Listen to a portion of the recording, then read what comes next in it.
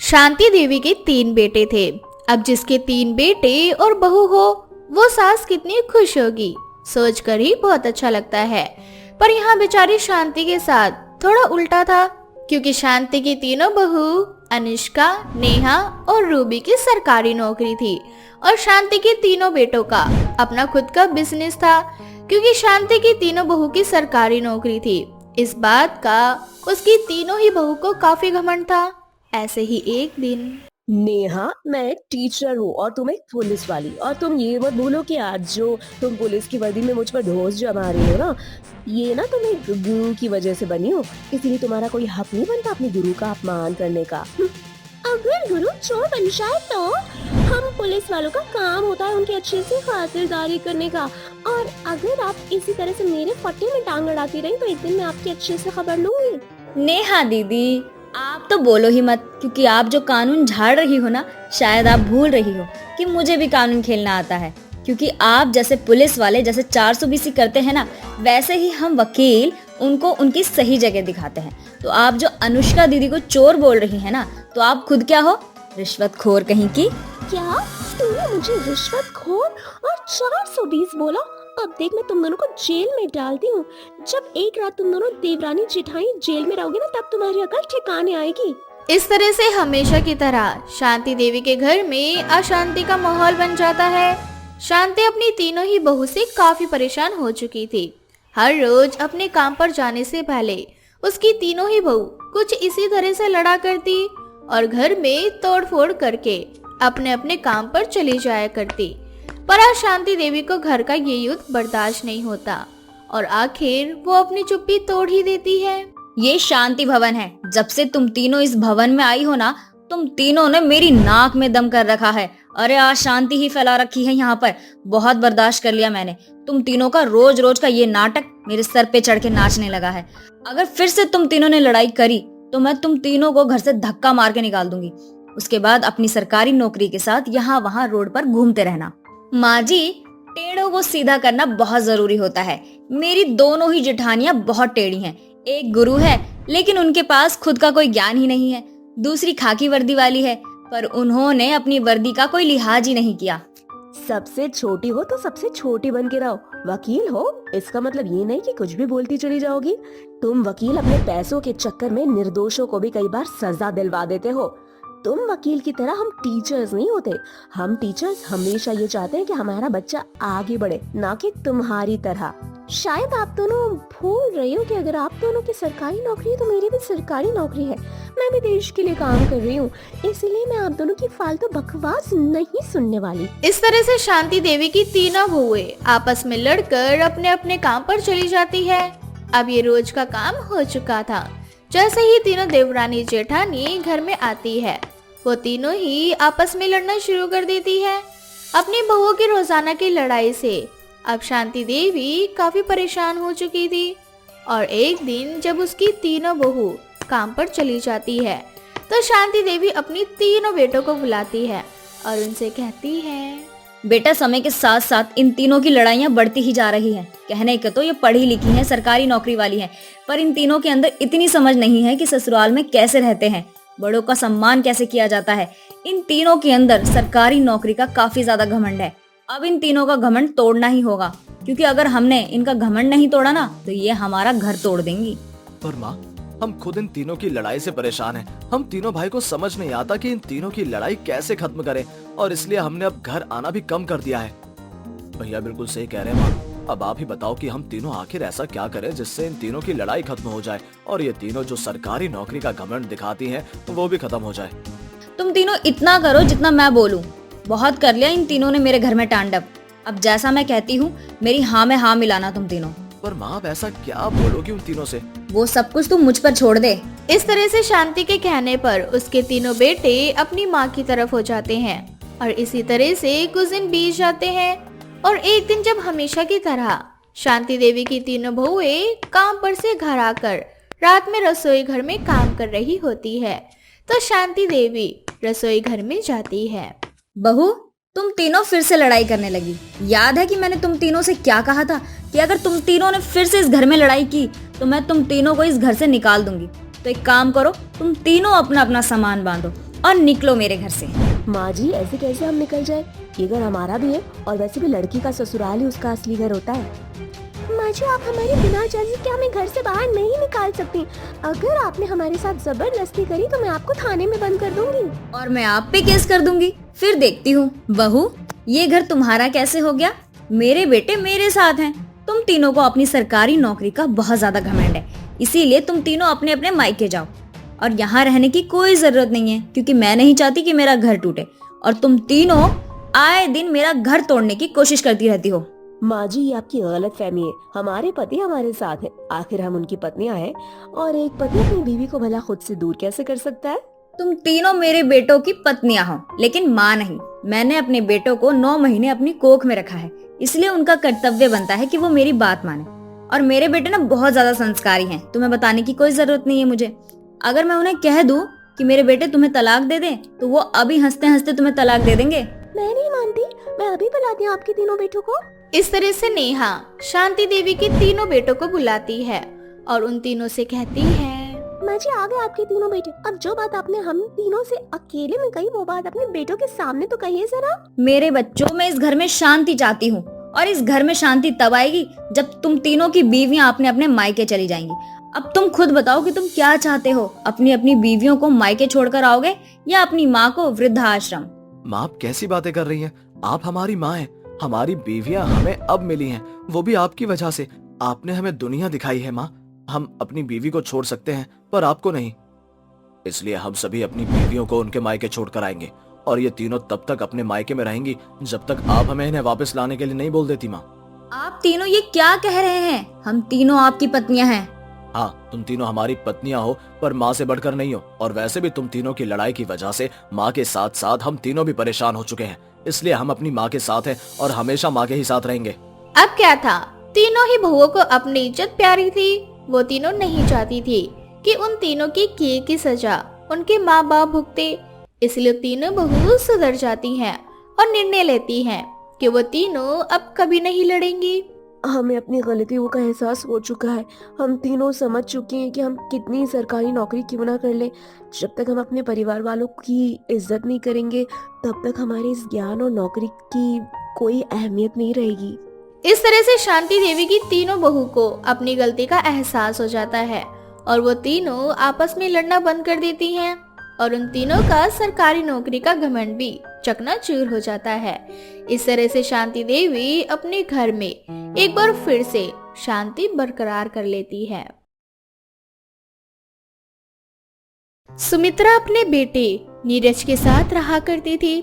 सुमित्रा ने नीरज को अकेले ही पाला था और उसने अपने समय में काफी गरीबी देखी थी, जिस वजह से सुमित्रा से काफी कंजूस थी।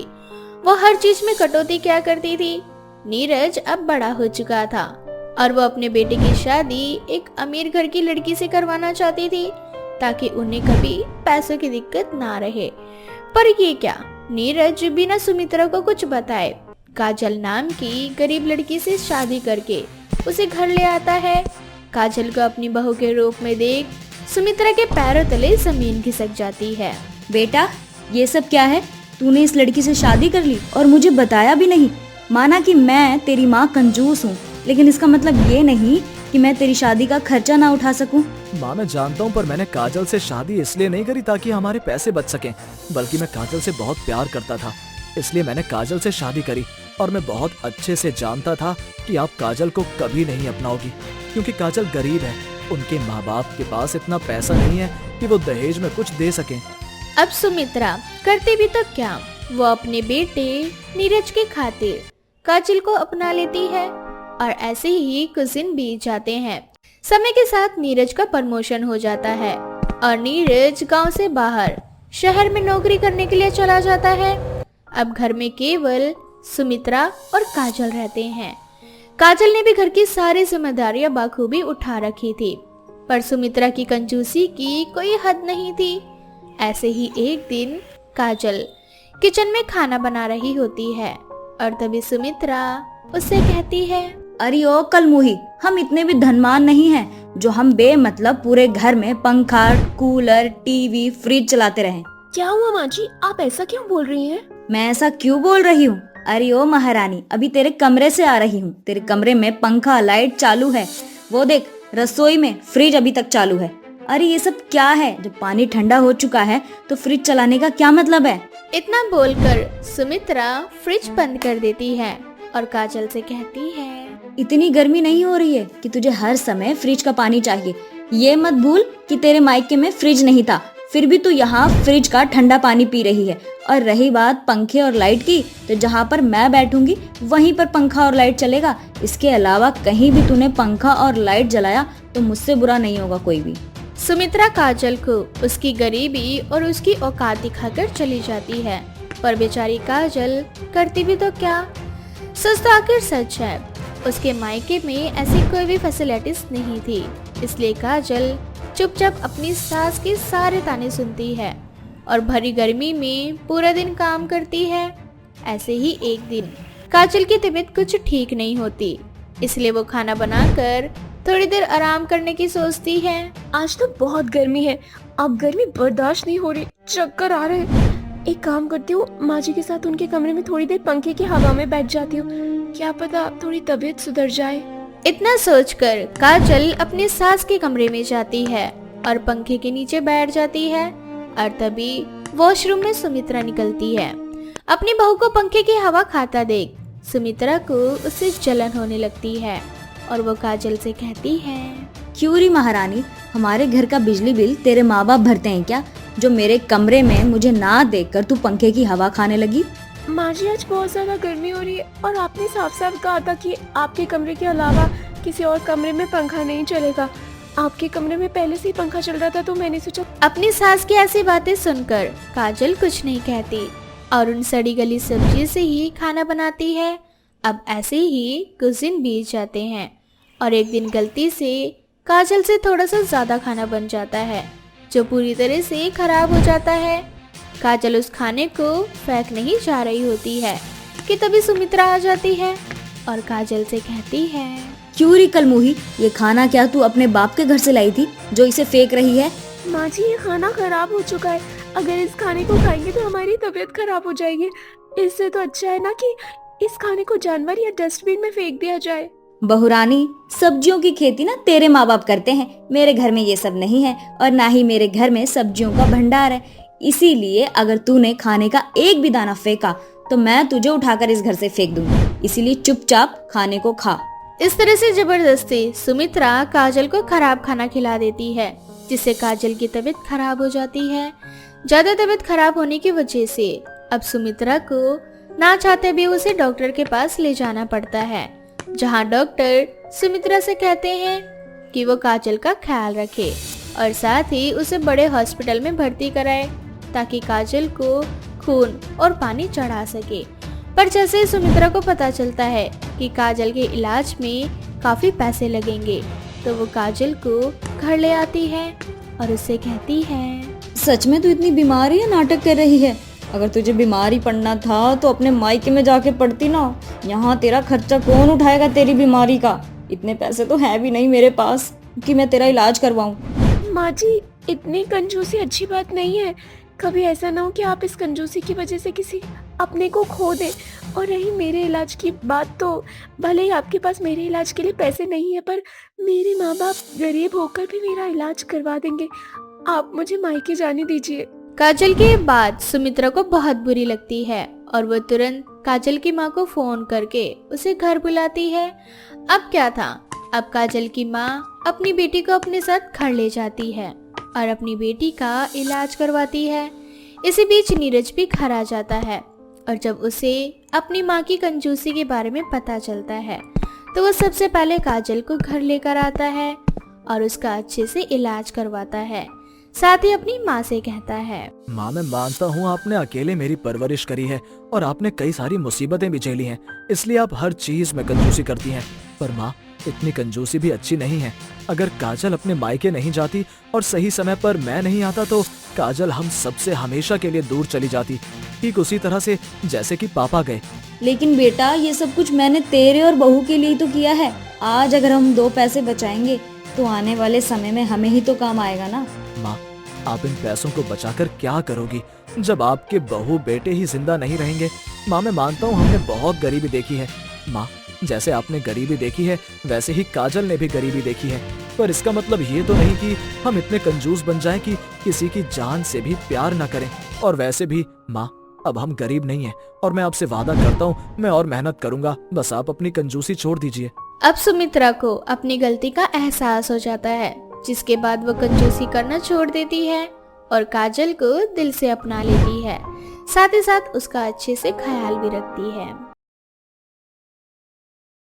चीकू स्कूल के लिए तैयार हो जाता है और अपने पिता मोहन से बोलता है, पापा बाहर तेज तूफान और आंधी चल रही है, कुछ समय बाद बारिश शुरू हो जाएगी और मेरे पास छाता नहीं है। आपने कहा था कि इस साल आप मुझे छाता देंगे। चीकू की बात सुनकर उसके पिता मोहन, जो कि बांस की लकड़ी से टोकरी बना रहे होते हैं, वो अपनी जगह से खड़े होकर अपने बेटे से बोलते हैं, बेटा अभी बारिश नहीं हो रही, तुम अभी स्कूल के लिए निकल जाओ, मैं 1 से 2 दिन के अंदर तुम्हारे लिए एक अच्छी सी छतरी ले आऊंगा। ठीक है पापा। इतना बोलकर चीकू अपने घर से निकल जाता है। वो अभी थोड़ी दूर पहुंचा ही था कि तेज बारिश होने लगती है, जिस वजह से चीकू एक पेड़ के नीचे जाकर खड़ा हो जाता है और बारिश के रुकने का इंतजार करने लगता है, लेकिन बारिश नहीं रुकती, जिसके बाद चीकू भीगता हुआ स्कूल जाता है। और जब चीकू स्कूल जाता है तो उसे गीला देखकर उसकी टीचर उसे डांटते हुए बोलती है, चीकू आज तुम इतनी लेट स्कूल आए हो? तुम तो एक इंटेलिजेंट बच्चे हो और हमेशा समय पर आते हो, और आज इतनी लेट वो भी भीगे हुए।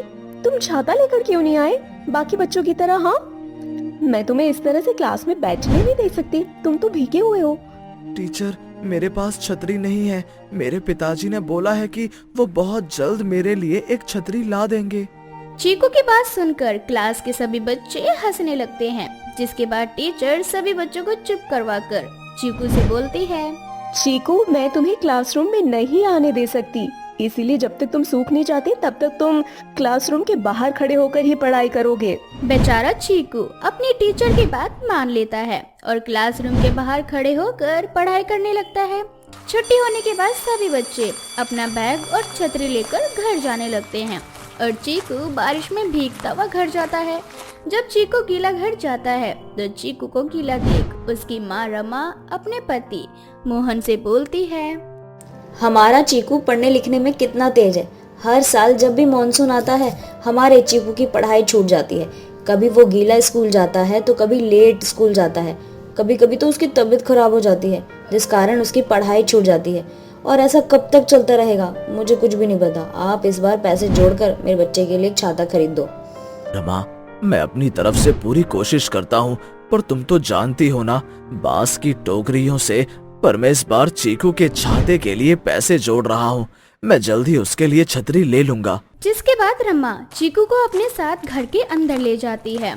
अब इसी तरह से अगले दिन चीकू फिर से स्कूल जाने के लिए तैयार होता है, लेकिन भारी वर्षा होने की वजह से वो स्कूल नहीं जा पाता और एक बार फिर रमा मोहन से छतरी के लिए लड़ने लगती है। ऐसे ही 3 दिन बीत जाते हैं और भारी वर्षा होने की वजह से चीकू की पढ़ाई भी छूटने लगती है, जिसके बाद मोहन खुद से बोलता है, बस बहुत हुआ। अगर मैं इस बांस की लकड़ियों से टोकरी बना सकता हूँ तो मैं अपने बेटे के लिए छाता भी बना सकता हूँ। अब मैं उसके लिए लकड़ी का छाता बनाऊंगा।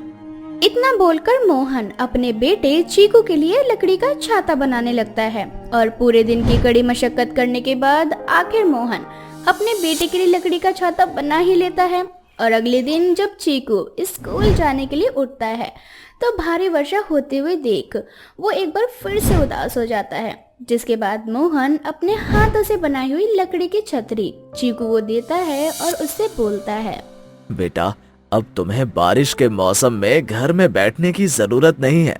देखो मैंने अपने हाथों से तुम्हारे लिए ये लकड़ी की छतरी बनाई है, अब तुम इसे लेकर स्कूल जाओ। वाह पापा ये लकड़ी का छाता तो सच में बहुत सुंदर है। अब मैं इस छतरी को लेकर स्कूल जाऊंगा और अपने सभी दोस्तों को दिखाऊंगा कि मेरे पिता ने मेरे लिए अपने हाथों से लकड़ी का छाता बनाया। इतना बोलकर चीकू फटाफट स्कूल के लिए तैयार हो जाता है और छतरी को लेकर निकल जाता है। परंतु लकड़ी की बनी हुई वह छतरी काफी भारी होती है, जिस वजह से चीकू के हाथों में दर्द होने लगता है और वो एक पेड़ के नीचे जाकर बैठ जाता है और छतरी को साइड में रखकर खुद से बोलता है, ये छतरी कितनी भारी है, मेरे तो हाथों में दर्द होने लगा। स्कूल का इतना भारी बैग, ऊपर से छतरी भी इतनी भारी है। पर मैं क्या करूं? मैं छतरी को लेकर घर नहीं जा सकता। अगर घर गया तो पापा का दिल टूट जाएगा। आखिर कितनी मुश्किलों से उन्होंने मेरे लिए छतरी बनाई है। इतना सोचकर चीकू उदास होकर वहीं बैठ जाता है। तभी वहाँ एक साधु भीगते हुए आते हैं और वो भी चीकू के पास जाकर खड़े हो जाते हैं, जिसके बाद साधु बाबा चीकू से बोलते हैं, बेटा, स्कूल के कपड़ों में तैयार हो, तुम्हारे पास छाता भी है, पर फिर भी तुम यहाँ उदास बैठे हो। तुम्हें स्कूल नहीं जाना क्या? मुझे स्कूल जाना बहुत पसंद है, पर मेरा छाता लकड़ी का बना हुआ है और ये बहुत भारी है। चीकू की समस्या सुनकर साधु बाबा एक मंत्र पढ़ते हैं और उस छाते पर फूंक देते हैं, जिसके बाद साधु बाबा चीकू से बोलते हैं, अब ये छतरी भारी नहीं है, अब तुम इसे लेकर आराम से स्कूल जा सकते हो। इतना बोलकर साधु बाबा वहाँ से चले जाते हैं और साधु बाबा के कहने पर चीकू एक बार फिर उस छतरी को उठाता है, लेकिन इस बार वो छतरी काफी हल्की होती है, जिस वजह से चीकू जल्दी जल्दी अपने स्कूल जाता है। और जब सभी बच्चे और टीचर चीकू की लकड़ी की छतरी देखते हैं तो वो लोग बड़े हैरान होते हैं और चीकू सारी बातें अपने दोस्तों को बताता है। कुछ देर बाद स्कूल की छुट्टी हो जाती है, लेकिन स्कूल की छुट्टी होने के बाद वर्षा तेज होने लगती है और तेज आंधी, तूफान और बिजली कड़कने लगती है, जिस वजह से काफी बच्चों की छतरियां टूट जाती है तो कुछ की हवा में उड़ जाती है, लेकिन चीकू के छाते को कुछ नहीं होता। जिसके बाद चीकू अपने कुछ दोस्तों को अपनी छतरी में आने के लिए बोलता है। चीकू के कुछ दोस्त जब छतरी के नीचे आते हैं तो छतरी अपने आप बड़ी हो जाती है और इस छतरी से चीकू सभी को अपनी छतरी के नीचे खड़ा कर लेता है और अपने घर जाता है। ये देख सभी गांव वाले बड़े हैरान होते हैं और जब चीकू अपने घर पहुंच जाता है तो गांव वाले चीकू के पिता के पास आते हैं और उससे बोलते हैं, मोहन भाई, चीकू के पास तो जादुई छतरी है, हम सबने अपनी आंखों से देखा है। वो छतरी अपने आप बड़ी होती जा रही थी। ये सब सुनने के बाद मोहन को विश्वास नहीं होता, जिसके बाद मोहन उस छतरी को खोलकर कुछ लोगों को अपनी छतरी के नीचे खड़ा करता है और वो देखता है कि वो छतरी सच में अपने आप बड़ी हो रही है।